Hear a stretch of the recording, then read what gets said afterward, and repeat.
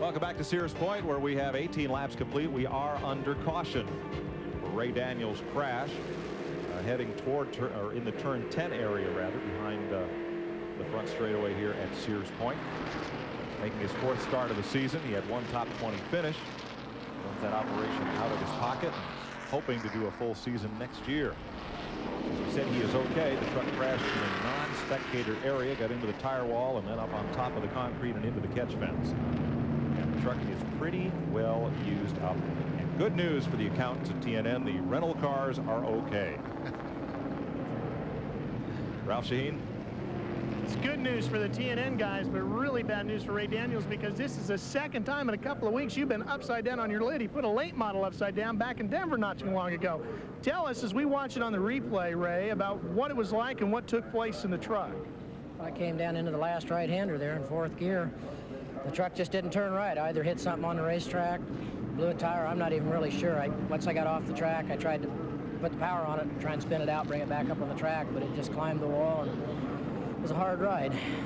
That was a pretty tough hit you took. I think maybe you ought to take a break for a couple of weeks and quit putting these things upside down. This is the only truck we've got, so we're going to have to take a break for a while. Good news is, Mike, they can fix a truck, they can fix a late model, and we don't have to fix Ray Daniels. Thanks, Ralph. The caution continues here. They'll get lined up and get ready to go once again here. Looks like another lap or two.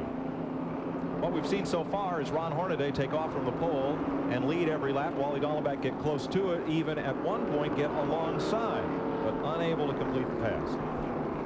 Yeah, this is where that mid-race break, you know, Wally's going to be talking to his crew about getting whatever problem he has, wherever his weakness is between him and Ron Hornaday. They will try to adjust that chassis now and get that thing, because he's so close, but Hornaday just seems to have a little bit more truck than Wally. He does, and one thing I'm seeing as they come off of 11, Dorsey, is I think he's got a good bit more power, or like Mike talked, it's probably the gearing choice that he made. When he comes up to speed down the front stretch here at the start-finish line, he immediately puts 4 or 5 truck lengths on Dallenbach. Wally can pull right up to him, and then Ron just runs off and leaves him, and that kind of handling is pretty hard to overcome. You know, we always say that if you can win that drag race out of turn 11 to the start-finish line, that's the race. You know, the guy can be faster in the back part, and it doesn't mean darn thing, because if you get down there side by side, you get more bite, a better gear or whatever, and can outrun him down here to start finish, you're going to win the race that way. You're right.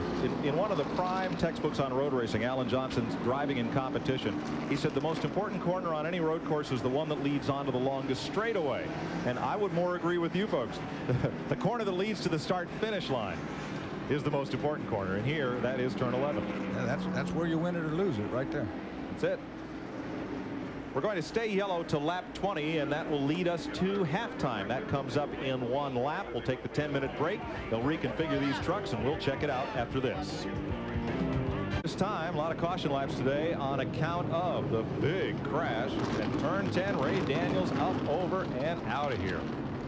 Well, you hate to see one of those. I tell you what, that's a scary moment. It's good to see him get out of that truck all by himself and take his helmet off. You know he's okay walking around, but that was a hard impact and a big flip, and it's not good when you're going in that tire cone. So they'll take halftime this time by and then come around for the halftime break. This is lap 20, the halfway lap. So pit stops will be the order of the day. Next time by, what are we going to expect, Ralph Shaheen? Motocross title, some of those on a Supercross machine as well, and now you're getting ready to run a SuperTruck. Tell me about this. Well, in '91, I retired from motocross, and Chevrolet was good enough to give me a shot instead in stadium truck racing. We had some successful races. We won some races, but then that series went bankrupt. So now I'm moving on to a different category. I started racing Sportsman this year down at Cajon Speedway, won the championship there, and Scoop Vessels was kind enough to give me a shot. So a few people, Jimmy Smith, No Fear, ASC, Mechanics Institute, and a couple other people are putting together the money to give me a shot down in Bakersfield. So I'm excited. I'm watching it here. I'm smelling the gas from the tires. I'm ready to go racing. Rick, you know, one of the best two-wheel guys ever, Rick Johnson, is finally going to get a shot at one of these super trucks. And you know what, Mike? You get to see it all live right here on TNN at Bakersfield. That's right. TNN has all 3 of the last super truck races of the season. Wonder how excited he would be if he saw that big crash back on the back. He's had ones. Might calm Rick down a little bit there. Well, he's been higher in the air than that. That's true. I can tell you. I can tell you what the advice he gave me before I went out and trained in the race. Yeah, what was he told me to take my knuckles up. It was going to be a fight.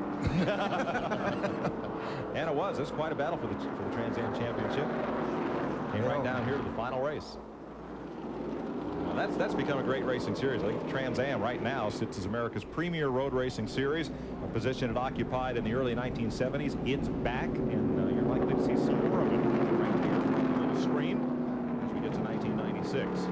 I'll tell you what, as a road racer, it's really, really comforting to look out here and see all these fans that we have here. Of course, a lot of that because of these NASCAR trucks, Trans Am itself. You know, we've got a turnout here that is just most I ever saw outside of the Winston Cup weekend. Don't be trying to fool us, Dorsey. That's all your family out there, man. We know who those people are. I had to buy that grandstand. I gave them seats away.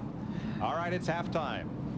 Those of you who are faithful SuperTruck by Craftsman fans, you realize that the red flag comes out at halftime, and the teams have roughly 10 minutes to get all of their repairs made, and they can virtually rebuild a truck in 10 minutes and give it a whole different setup, Glenn, than what you started the race with. It's almost like having a new truck if that's what you want to change. Oh, absolutely, Mike. And you know, they've been in contact with the guys, particularly under this extended caution now leading up to the halftime break. They've been back and forth, the drivers, the crew chiefs, talking about what the truck's doing, what they need to do to the truck to make it better, what they're going to do to fix them. You can see the repair work still going on there. Boy, they've made a lot of headway there. They've done a tremendous job getting that thing fixed. I thought that it would take. And there's Ron Hornaday. You see tire change going on the right side of his truck right there. So they've had plenty of time to talk it over. Let's let Ralph find out what's going on down there. Ralph? Well, we're going to sneak here and see if we can get a word with Ron. Ron, can you tell me a little bit about how the truck is handling and what changes you're going to make to it here during this pit stop? Right now, you know, all day yesterday we were real loose, and the guys have got this thing tightened up, this Papa John Chevrolet, so we can loosen up just a little bit more in the front. I don't know what kind of tire wear we have in the front right now, but we'll see what we can do in the second half. Wally's pretty strong. So we'll get out of the way of Ron Hornaday's crew and let them go to work on his machine. Sounds like no major changes, though. The hood is up, and they're having a look at the front suspension on Hornaday's mount. I think that's Banjo Grimm climbing inside. Looking at the right front and also looking at the carburetor on Hornaday's truck. Hood is also up on Mike Skinner as they look at the suspension on Skinner's truck. Let's go back to the second place truck of Wally Dallenbach. Here's Ralph. Well, you're the guy who's really been giving him fits up front. You're just waiting, being patient. You pick your spot. You know where you're going to get them? I'm not very patient, but we're having a fuel pickup problem right now. Up the straightaways, the truck seems to die, and he seems to get about 2 or 3 truck lengths on me on the straightaway. So I'm pretty happy with the truck. We're not really going to make a lot of major changes on the chassis, but we do got to keep the fuel getting to the motor. How about the tire wear? You guys are running pretty hard. Did the tires start to go away on you? After about the second lap, yeah. It seems like I'm watching him and feeling what I'm doing, and the car's skating around a lot, or the truck's skating around a lot. So yeah, we're eating the tires up hard. Wally Dallenbach just about set to go.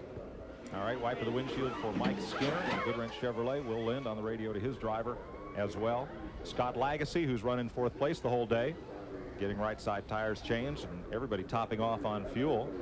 You know, something that's going to come into effect here before this is over is that this racetrack changes significantly with the weather when the temperature drops in. And here it is, you know, it's going to start cooling off here pretty soon. And when it does, this racetrack turns to a complete different thing. I would have thought Wally would have probably had a handle on that, having run so many races here before.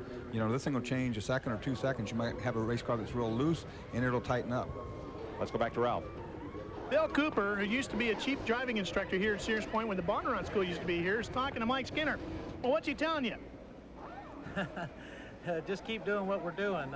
Basically, you know, we don't need to win this race. We'd like to win it, but it's a points race for us. And I'll tell you, Bill has just been so much help to me here. It's been pathetic. He gets around here as good as anybody. But right now, we're just trying to keep this GM Goodwrench Chevrolet in a solid third, trying to stay on the road. If we can stay on the road the rest of the race and not lose more than 1 or 2 spots, it'll be a good points race for us. And hopefully when we come back next year, we can race them a little bit harder.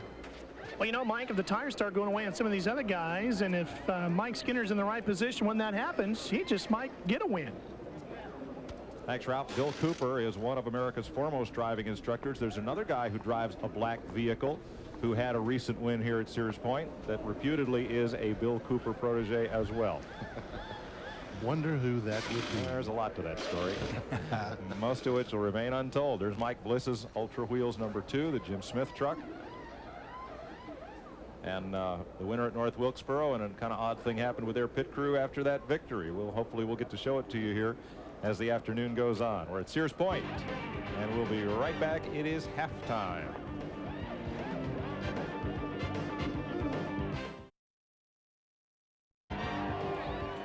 Welcome back to Sears Point and Subway SuperTruck Saturday. A little less than 5 minutes remain in our halftime break for this afternoon. Joe Ruttman was a top 5 runner until he had that slide off the course. He is now in 11th at halftime. Let's check with Ralph.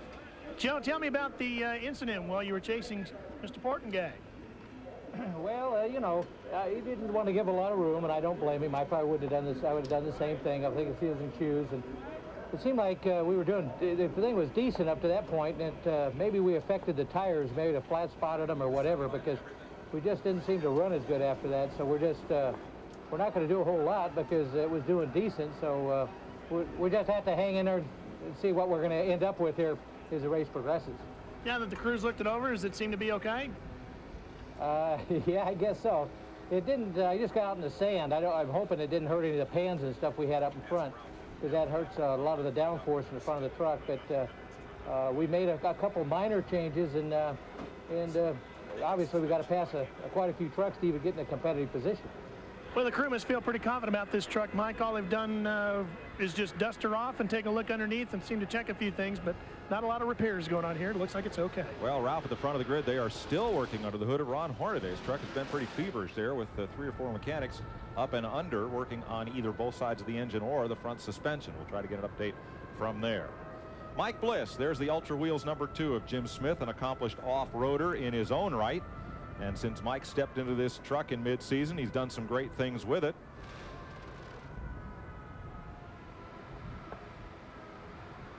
And of course, he won North Wilkesboro last week. Well, the whole thing was our engine builder, Billy Tolley. He's got real pretty hair.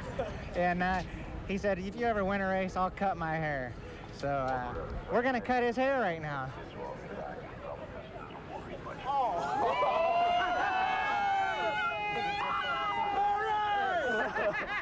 That's Del Smith doing the honors of Jim Smith's dad.